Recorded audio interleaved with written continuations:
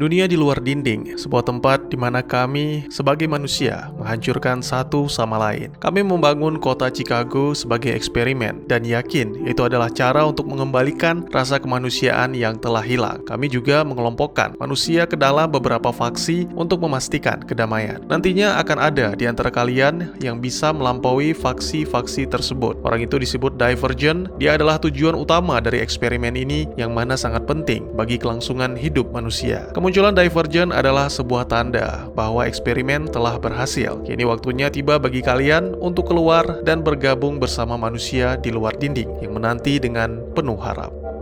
Sebuah pesan menjadi pembuka film yang akan saya ceritakan. Ini adalah film ketiga dari Divergent series yang berjudul Allegiant. Rilis pada tahun 2016, masih disutradarai oleh Robert Swenke dan masih dibintangi oleh aktor dan aktris rupawan dengan akting yang luar biasa menawan. Oke, selamat datang dan selamat berjumpa kembali bersama saya Teguh Gusto. Mari kita langsung saja ke ceritanya. Film dimulai dengan menampilkan kota Chicago pasca runtuhnya rezim Jenin Matthews, sang pemimpin erudite. Dua tokoh utama kita, Tris dan Four, sedang menikmati pemandangan dari salah satu gedung, membicarakan tentang hal-hal yang menanti mereka di luar dinding. Ya, Tris sangat amat yakin dengan keputusannya untuk keluar dari Chicago mengikuti instruksi para founder. Sayangnya Evelyn tidak mengizinkan hal itu karena selama ratusan tahun dinding telah melindungi mereka dari bahaya. Selain itu, para founder juga tidak memberikan alasan yang jelas mengapa faksi-faksi dibentuk. Kini Evelyn yang berkuasa di Chicago menggantikan Jenin. Wanita itu menutup gerbang dan mengeksekusi seluruh erudite. Tak lama lagi dia akan mengulang kesalahan yang sama seperti Jenin. Four memang mengatakan bahwa dia akan mencoba meyakinkan sang ibu tentang pesan dari para founder. Namun Tris tetap menjalankan rencana rahasia. Dia meminta Tori untuk mempersiapkan semua yang mereka butuhkan.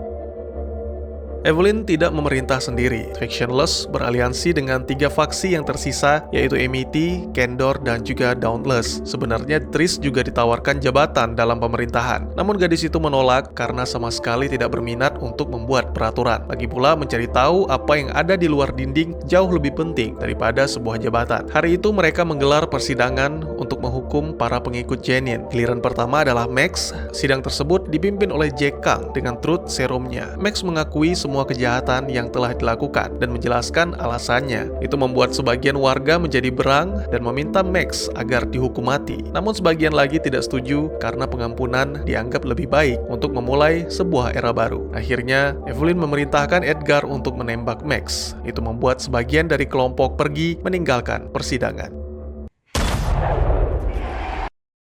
Four mencoba untuk lebih realistis. Pemuda itu tidak berpihak ke ibunya, tapi di sisi lain dia juga merasa ragu dengan apa yang diyakini Tris tentang pesan para founder. Namun Tris tetap bersikeras. Baginya lebih baik kecewa setelah mengetahui sebuah kebenaran dibandingkan tidak melakukan apapun untuk mencari tahu. Sejak runtuhnya rezim Jenin, Tris sudah tidak pernah lagi berkomunikasi dengan Caleb. Namun itu tidak berarti dia tidak peduli. Di hari persidangan, Tris mengirim Four untuk mengeluarkan Caleb lalu berpura-pura membunuhnya demi mengelabui para penjaga. Peter yang mengetahui hal itu menghampiri kelompok Tris dan memaksa untuk ikut karena cepat atau lambat Evelyn akan mengetahui bahwa dulu Peter adalah antek-antek Jenin.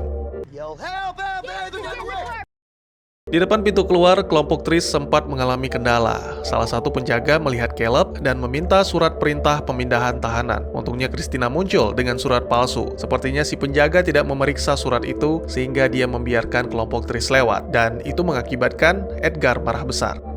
Kembali ke kelompok Tris, mereka telah tiba di sebuah lokasi sekitar dinding di mana Tori telah menunggu dengan beberapa peralatan. Ya, ternyata mereka akan keluar dari Chicago dan memanjat dinding. Tentunya itu tidak akan mudah karena Tris harus meledakkan gardu listrik sambil menghadapi para factionless yang menyerbu mereka. Untungnya Tris memiliki Four yang selalu bisa diandalkan. Kelompok Tris memang berhasil tiba di puncak dinding, namun sayangnya Tori tidak bisa melanjutkan pelarian karena wanita itu tewas tertembak.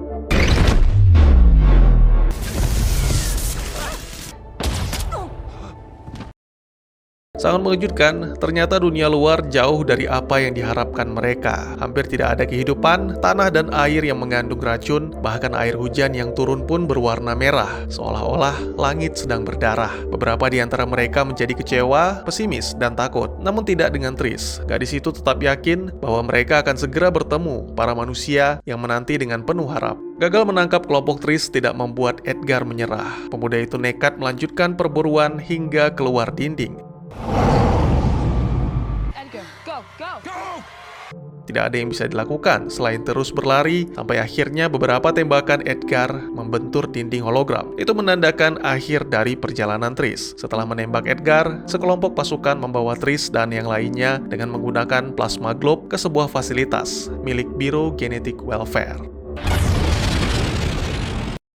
Setelah dibersihkan dari radiasi, kelompok Tris menyaksikan peristiwa di masa lalu di mana modifikasi genetik terhadap manusia menimbulkan perang besar yang menghancurkan dunia. Lalu mereka disambut oleh seorang pemuda bernama Matthew yang menjelaskan tentang kehidupan di Biru dengan segala peraturan yang harus dipatuhi. Kebanyakan dari penghuni Biru adalah para muda-mudi. Mereka sangat mengidolakan Tris dan Four. Selama ini eksperimen menjadi fokus utama, oleh karena itu banyak dari penghuni Biru yang telah mengenal warga Chicago. Selamat datang, inilah rumah baru kalian. Beberapa waktu kemudian, Matthew menghampiri Tris dan Four. Pemuda itu meminta Tris ikut dengannya untuk menemui sang direktur Biru, tapi tidak dengan Four, karena sang direktur hanya ingin bertemu dengan orang yang berhasil membuka kotak founder. Tris benar-benar kagum melihat pemandangan di sekitar fasilitas, yang mana dulunya adalah Bandara O'Hare. Menurut penjelasan Matthew, ada 50 kota yang terdapat di benua itu, tapi semuanya telah hancur kecuali Providence.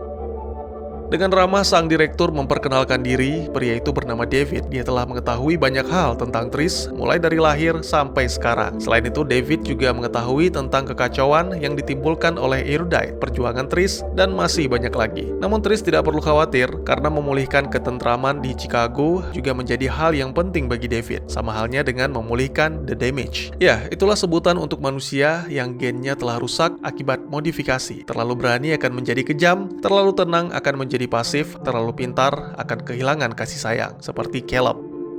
Para ilmuwan telah membuktikan teori-teori tersebut sejak 200 tahun yang lalu. Jika Biru bisa menyelamatkan orang-orang yang berada di wilayah The Fringe, lalu menempatkannya ke kota-kota seperti Chicago, maka mungkin seiring berjalannya waktu, materi genetik manusia akan sembuh dengan sendirinya, atau bisa dibilang kembali seperti manusia normal, sama seperti Tris. Ya, hanya Tris, Four dan Divergent lainnya masih termasuk damage, namun dalam tingkatan yang berbeda. David berharap bisa mempelajari Tris demi menyembuhkan mereka, namun untuk menyelamatkan Chicago, dia harus menunggu keputusan para dewan. Mungkin sulit bagi Tris untuk mempercayai apa yang dikatakan David. Oleh karena itu, dia telah menyiapkan memori ibunya Tris yang ternyata tidak lahir di Chicago, tapi diselamatkan dari The Fringe dan dibesarkan di Biru. David menambahkan bahwa Natalie sendiri yang mengajukan untuk ikut dalam eksperimen Chicago. Tris menceritakan semuanya kepada Four. Gadis itu benar-benar terkesan dengan semua penjelasan David dan berharap bisa membantu dalam menyelamatkan umat manusia. Keesokan harinya, kelompok Tris mulai melakukan pekerjaan. Tris bekerja bersama David, Four dan Christina bergabung dengan petugas keamanan yang dilengkapi senjata canggih, sedangkan Caleb dan Peter kini mereka menjadi pengawas Chicago. Sangat mengejutkan, perpecahan aliansi benar-benar terjadi. Seluruh Dauntless memutuskan bergabung dengan MET dan membentuk kelompok baru, yaitu Allegiant. Sedangkan sebagian dari Kender bergabung dengan Factionless. Seharusnya Biru sudah mengambil langkah untuk mengamankan Chicago, tapi menurut Tris, mereka harus menunggu keputusan dari dewan. Penjelasan tersebut membuat Four kesal, sehingga terjadi sedikit perdebatan di antara mereka. Four benar-benar curiga bahwa ada yang tidak beres dengan Biru. Akhirnya pemuda itu memaksa seorang senior bernama Nita agar mengikut sertakan Four ke dalam misi penyelamatan di wilayah The Fringe. Next time you go to the Fringe, I want in. Beberapa waktu kemudian, misi pun dimulai. Four dan Christina yang ikut serta dijelaskan tentang kehidupan di wilayah The Fringe. Orang-orang hidup dalam lingkungan yang tercemar oleh racun, sehingga usia mereka hanya sekitar 25-30 tahun. Oleh karena itu, Biru harus menyelamatkan para anak-anak. Namun, yang terjadi di lapangan sangat jauh berbeda. Para petugas merebut anak-anak dari orang tuanya, bahkan jika perlu membunuh para orang tua. Anak-anak juga dipaksa menghirup gas yang membuat mereka lupa ingatan. Baru setelah itu akan dibawa ke biro untuk dibesarkan. Menghapus ingatan sama saja dengan menghapus jati diri mereka. Nita mengetahui hal itu, namun tak ada yang bisa dilakukan untuk melawan David. Sementara itu di Chicago, suasana semakin memanas. Factionless masih terus melakukan penyerangan, yang mana kini sasaran mereka adalah kaum Elysian yang tidak bersenjata. Tindakan tersebut membuat Joanna marah besar. Wanita itu mengumpulkan seluruh pasukannya dan mereka akan berjuang habis-habisan untuk meruntuhkan rezim Evelyn. Four yang mengetahui hal itu mencoba menjelaskan kepada Trish bahwa mereka sudah cukup lama menunggu dan kini harus bertindak sendiri untuk mencegah perang. Sayangnya Trish masih tetap mempercayai biro. Gadis itu pergi bersama David menuju ke Providence untuk menemui para dewan. Jika kau ingin kembali ke Chicago, maka kami akan mengantarnya. Itu bukanlah sebuah tawaran, melainkan paksaan. Ya, Ford dipulangkan ke Chicago tak lama setelah Trish pergi. Matthew yang juga ikut menjelaskan bahwa Ford tidak akan pernah sampai ke Chicago, karena bukan itu yang menjadi tujuan Romit dan anak buahnya. Dengan cepat, Ford merampas pistol Romit dan menembakkan ke arah anunya. Lalu terjadilah pergulatan sengit antara Ford melawan 7 orang petugas. Beruntung pemuda itu memiliki bakat Dauntless yang benar-benar berguna. Lalu ditambah bantuan dari Matthew, akhirnya mereka berhasil melumpuhkan semua petugas.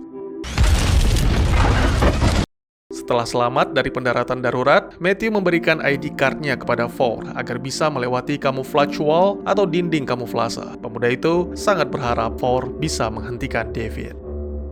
Sementara itu, Trish akhirnya tiba di Providence, sebuah kota futuristik di mana manusia-manusia dengan gen murni berada. David mencoba menenangkan Trish dan meminta gadis itu untuk mengabaikan apa yang dijelaskan oleh Ford, karena yang akan mereka lakukan bisa membawa dampak yang baik bagi umat manusia. Tak lama kemudian, presentasi pun dimulai. Namun sepertinya para dewan muak mendengarkan penjelasan David karena sebelumnya pria itu pernah berbohong. Ketika diberikan kesempatan untuk berbicara, Trish langsung mengungkapkan pendapatnya atas kesalahan dewan yang mengelompokkan manusia ke dalam faksi-faksi. Pada akhirnya itu tetap saja akan menimbulkan pertikaian, sama halnya dengan yang terjadi di Chicago saat ini, yang mana membutuhkan tindakan cepat dari dewan. Namun para dewan menganggap pernyataan tersebut salah alamat, karena seharusnya itu ditujukan kepada David yang memegang kendali penuh atas Chicago. Alasan David hadir di sini tidak lain dan tidak bukan adalah pendanaan untuk melanjutkan eksperimennya. Alangkah terkejutnya Trish ketika mengetahui hal itu. Dan yang lebih buruknya lagi, David berusaha untuk mengembalikan faksi di Chicago.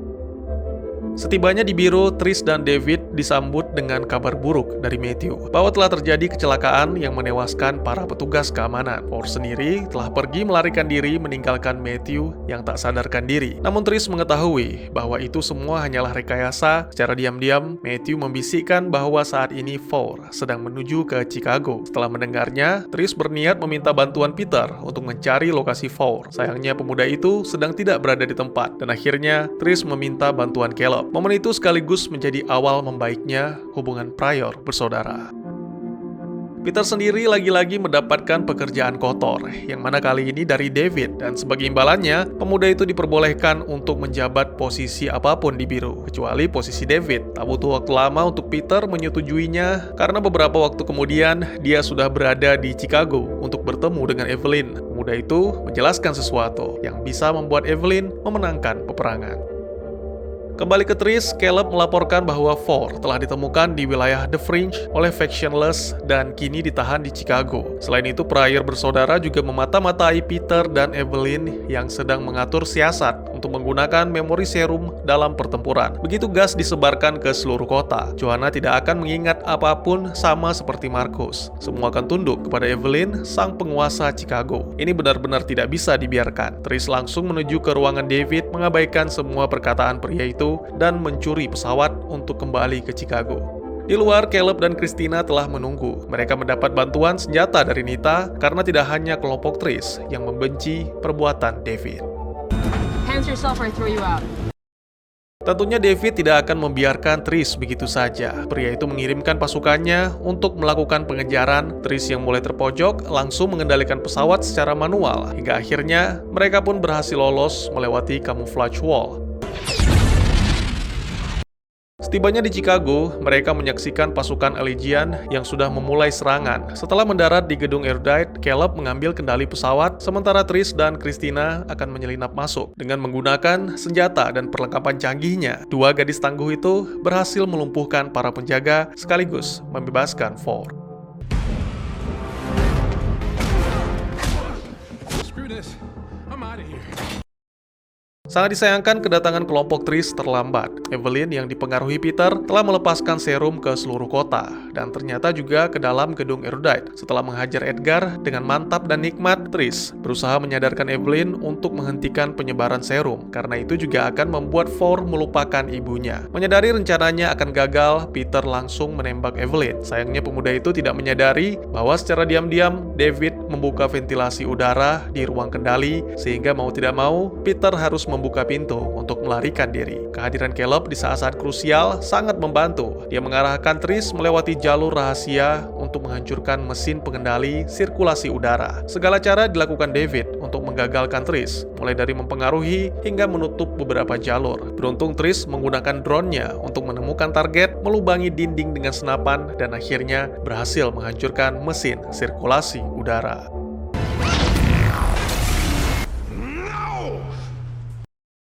Film pun ditutup dengan menampilkan gas memori serum yang secara perlahan hilang di bawah angin. Dengan bantuan Caleb, Trish mengirimkan pesan kepada David dan seluruh warga Chicago. Ini adalah sebuah kebenaran. Di luar sana, di balik dinding, hiduplah orang-orang yang menyebut diri mereka The Pure dan menyebut kita sebagai The Damage. Membangun dinding untuk memisahkan diri dan menciptakan faksi untuk memecah belah kita. Selama ini kita menjadi bahan eksperimen dan itu nyaris menghancurkan kita. Mereka berusaha untuk membuat kita lupa siapa diri kita dan dari mana kita berasal. Tapi mereka gagal, jadi kita akan bangkit bersama-sama bukan sebagai 5 faksi, tapi sebagai warga Chicago untuk menghancurkan dinding mereka.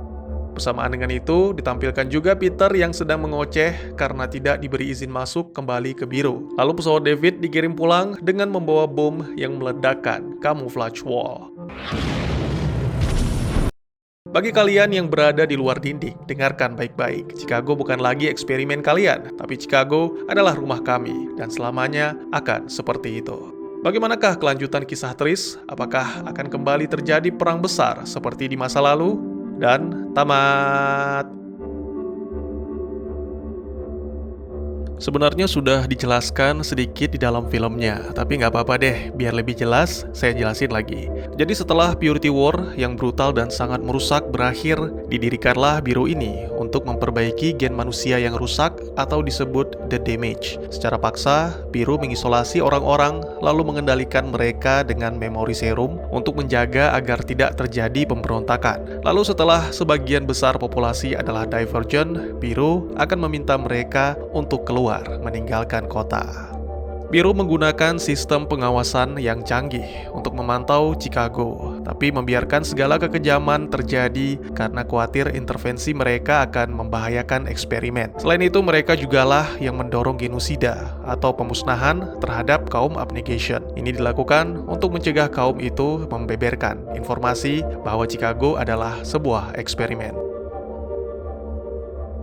Natalie Wright atau Natalie Pryor terlahir dari keluarga The Damage. Dia menyaksikan ibunya yang dibunuh sang ayah di usia muda lalu melarikan diri ke wilayah The Fringe. Para petugas menemukan Natalie lalu dipindahkan ke Biro. Ketika Erudite mulai membunuh para Divergent di Chicago, Biro pun mengambil tindakan untuk menghentikannya dengan mengirim Natalie yang saat itu mengajukan diri. Natalie berusia 16 tahun, tapi Biro mengubah data-datanya sehingga menjadi 15 tahun dengan tujuan agar bisa menyesuaikan diri dan tidak dipaksa untuk langsung memilih faksi. Biro memasukkan Natalie ke Dauntless karena sudah memiliki tato. Mereka juga menghapus ingatan beberapa anggota Dauntless sehingga tidak ada yang curiga tentang keberadaan Natalie. Seharusnya Natalie pindah ke Erudite di tahun berikutnya untuk menghentikan pembasmian Divergent. Namun selama di Dauntless, Natalie berkenalan dengan Andrew, seorang kelahiran Erudite. Mereka jatuh cinta dan akhirnya menikah. Lalu sama-sama memutuskan untuk pindah ke Abnegation setelah meremehkan apa yang dilakukan oleh Erudite terhadap Divergent.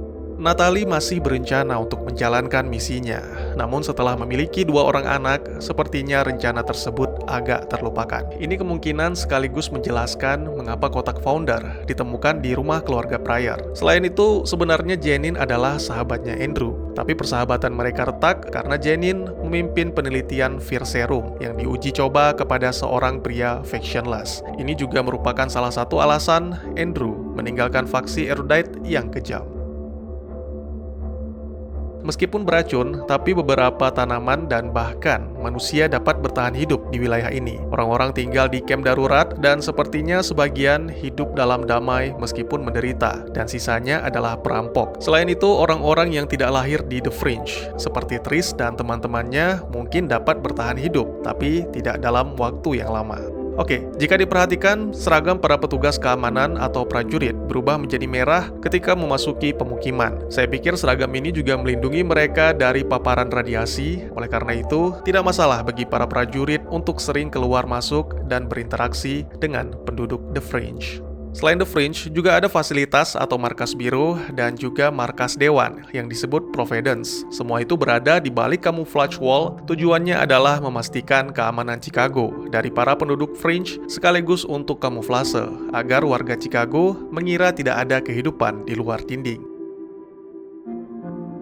Allegiant diputuskan untuk dibagi menjadi 2. Taktik ini juga digunakan film Harry Potter, Hunger Games, dan juga Twilight kalau nggak salah. Sayangnya pada saat penayangan Allegiant pada tahun 2016, muncul tanda-tanda yang jelas bahwa minat penonton pada film remaja distopian mulai berkurang, dan series ketiga ini meraup $100 juta lebih sedikit dari Insurgent. Ini menimbulkan keraguan untuk menggarap film keempat yang rencananya berjudul Ascendant. Muncul ide lain untuk menjadikan Ascendant sebagai serial TV, namun sangat disayangkan, tak ada satupun pemeran Divergent yang tertarik dengan ide tersebut. Pemeran Tris, yaitu Shailene Woodley, menyatakan kesediaannya hanya untuk film teatrikal. Wanita itu mengaku sangat kecewa dengan akhir Divergent series, dan bahkan mempertimbangkan untuk berhenti berakting. Dan akhirnya, pada tahun 2018, Project Ascendant benar-benar dihentikan. Kalau menurut saya pribadi, Allegiant cukup bagus dengan visual effects yang indah, cerita, dan juga aksi-aksi yang menegangkan. Kesalahan satu-satunya adalah membagi film ini menjadi 2. Mungkin dulu seharusnya durasi film ini ditambah menjadi 130 menit atau bahkan 175 menit, seperti The Lord of the Ring. Karena ini adalah series pemungkas, jadi sangat layak untuk berdurasi selama itu. Bagaimana menurut kalian? Sebenarnya saya sudah mengetik naskah ending Divergent series ini, tapi entah kenapa saya mendadak tidak ingin menceritakannya. Mungkin lebih baik teman-teman membaca novelnya saja. Yang pasti bukan happy ending dan juga bukan bad ending. Bagi teman-teman yang punya teori tentang film ini ataupun ingin berdiskusi, atau mungkin juga teman-teman punya referensi film lain untuk kita review, silahkan tuliskan di kolom komentar atau bisa DM ke Instagram saya di @tegugusto. Insya Allah pasti akan saya baca. Mari kita jadikan kolom komentar sebagai sarana penambah wawasan dan menciptakan jalinan persaudaraan, bukannya malah menjadikannya sebagai tempat pembulian sehingga menciptakan permusuhan. Sekian dulu videonya dan jangan lupa untuk dukung terus channel ini dengan cara share, like, dan subscribe karena dukungan dari kalian sangat berharga bagi saya demi perkembangan channel ini. Saya Gusto, sampai jumpa di video selanjutnya. Tetap semangat, tetap bersyukur setiap hari. Dadah!